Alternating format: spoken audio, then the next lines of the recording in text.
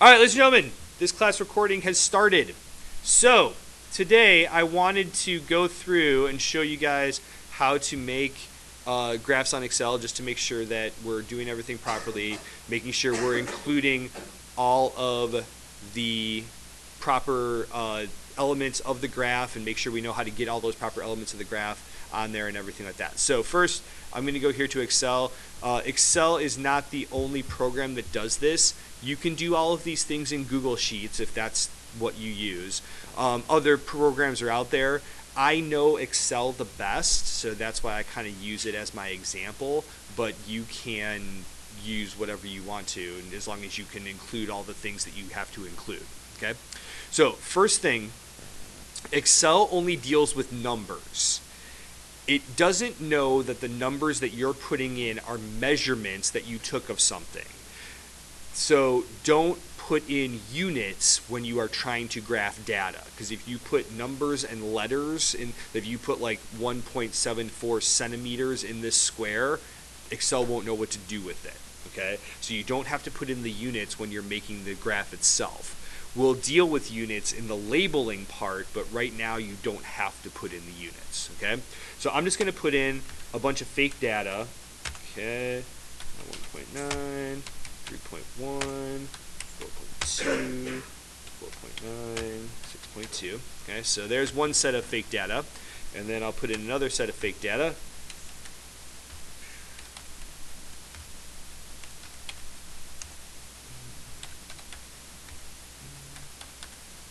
And 6.0. Okay, notice it dropped my 0.0 from this data point that I put in 6.0.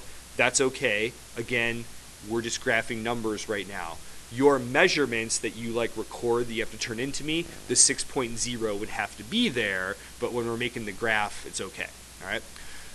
I like working with my data in columns better than rows. I think it's easier to follow and stuff like that. So what you're going to do first is you're going to highlight the data that you want to graph.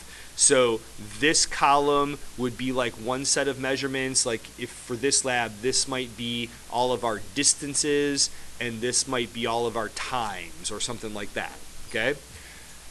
We are always, for the most part, we're going to make scatter graphs. So if you come up here to the Insert tab, in the middle section here where it says Charts, there's a bunch of different types of charts.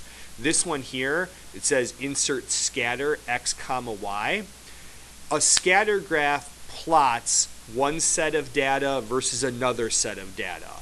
Just like in math class when you did like X, comma, Y, right? Ordered pairs. When you make a scatter graph, it turns these measurements into ordered pairs and puts them on the graph. If you hit the drop-down box here, it gives you a bunch of different options, and if you hover over one of them, it gives you like a preview of what it's going to look like. So we got this one that just has the dots, this one where the dots are connected, sort of smooth it out. We're always going to make this one that has the dots and the dots only. Okay? So I'm going to click that, and boom, there's my graph. Okay? So, before we start making this graph look the way that it's supposed to, why do we make graphs?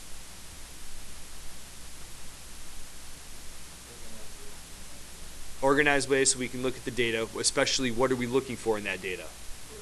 Correlation, relationships, patterns, trends, all those things. A lot of times those things are easier to see when we plot the data on a graph than it is just by looking at the numbers. So this helps us with that job of science, right, to make observations and find patterns in those observations.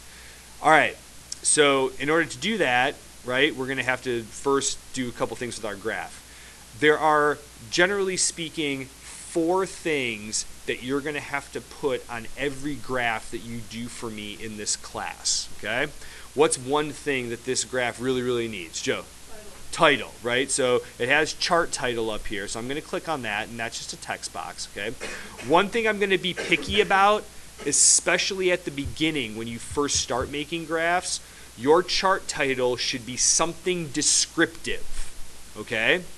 Like, for this assignment, the one that we're going to go and graph on Monday, right? Don't make your chart title Data Table 1 Round Objects. Okay? That's not a descriptive title. It doesn't tell me what's on the graph, right? Don't call it data table 3, rolling object down a hill. That's not descriptive. It doesn't tell me what's on the graph. For this data table, what would be a more descriptive title to put on this graph? If I had to make this data table right here, which you're going to make on Monday. What's on the graph? What are you plotting? Distance versus time for an object rolling down a hill or something like that. Make it descriptive so I can tell what I'm looking at, all right? So I'll just call it that, distance versus time for rolling object, okay? Something that is descriptive that tells me what's there. Okay, so it needs a title. 3 more things. Labels for our axes, right? If we click the graph just anywhere off of the title, these 3 boxes over here on the side show up. The one at the top, the one that has the green cross, which usually says chart objects, but whatever.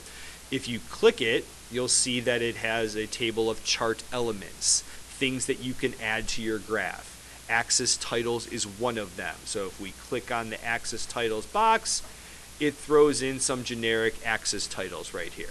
All right? So we're going to type in something real quick like time. Important when we're labeling our axis, what do we have to do? Units, right? So time in seconds, and then here distance in meters. All right, hold on, everybody. We've got like 4 minutes. All right, we'll get it done. Okay, don't worry. All right. Good afternoon, Demons. Of course, this. Here before the weekend, Mrs. McGinty relayed to us that there are still some club fair materials down at the auxiliary gym, and we request that clubs go down there, take a look at those materials. Please take those home with you or bring them back to the appropriate. We're still recording, just so you know. So don't say anything inappropriate. And have a great weekend. Go Demons. We'll see some of you game tonight.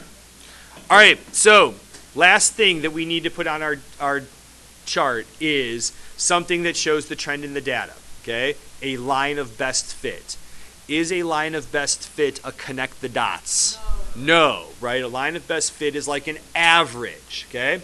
If you hit the chart elements box and go down to the bottom where it says trend line, it will put one on there. It's sort of like a trial for you.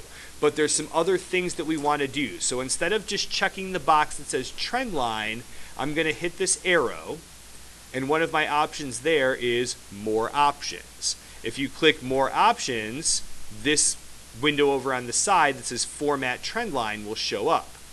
First, that's not what I wanted. Okay, first, our graphs are not always going to be straight lines. Sometimes they are, but sometimes they're not. And you will explore a couple different types of graphs on Monday where you might have to pick a trend line option that is something other than linear. All right? Whatever your trend line option is, though, what can we do with our trend line? What's the trend line there for? Yeah, it's an average. What does it show for us? It shows, correlation is a different word that I don't want you to use right now because it means something specific, right? Trend line shows us the pattern, yes? But it also can allow us to make predictions. This is 7 specific data points that we measured. But there's lots of data points that we didn't actually measure. But if we know the pattern and the trend of the 7 measurements that we did take, we can make a prediction about what's going to happen next or what's going to happen in between these things, okay? In order to help us with that, if you scroll down in this window, down here at the bottom, there is a box that says Display Equation on Chart. If you click that, it will put an equation up there, right? This is a straight line. So what format is this equation? What's the general equation for a straight line? Y equals mx plus b, right? There's your y, there's your x. The m is actually a number now. It's the slope of that line. So even if we haven't measured every point on this line, we can make predictions about where they fall because of the line that we know. Okay? All right, so chart title, axis titles, line, and equation. Those 4 things should pretty much be on every chart that you make. Monday, we'll go to the library and we'll make these graphs.